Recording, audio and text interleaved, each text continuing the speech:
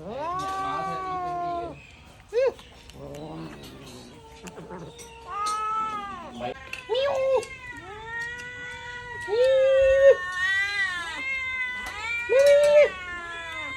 mấy cái hai sao bị du đây nâng ngay okay. sao bây giờ Bút ốc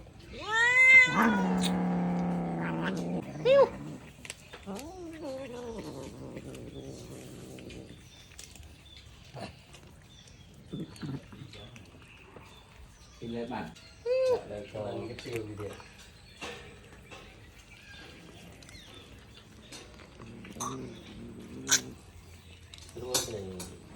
rồi lấy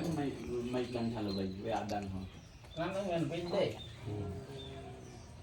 để nó cho lọc bài nó Halloween chứ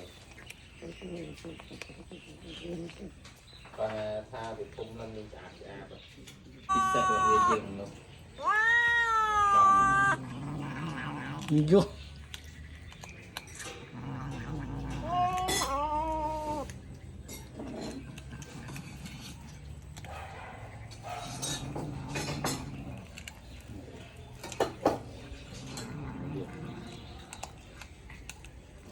ra tới bay bột lô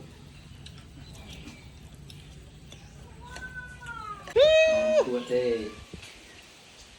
yên ta cho cái mặt là đi nuôi là mấy tài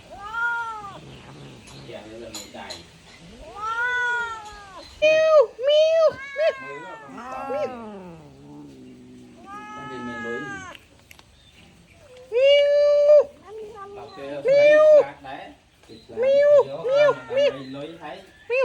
ngày nào mới đi vô mình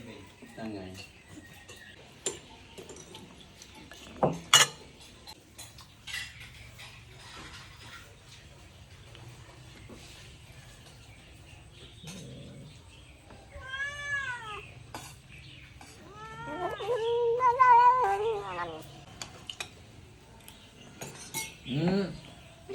cao này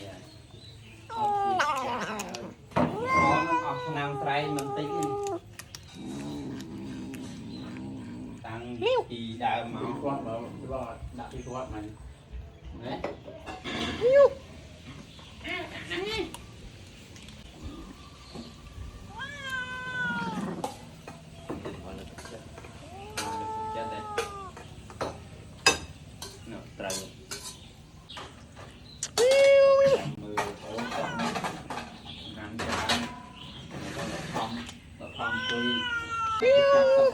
chặt các hàng rồi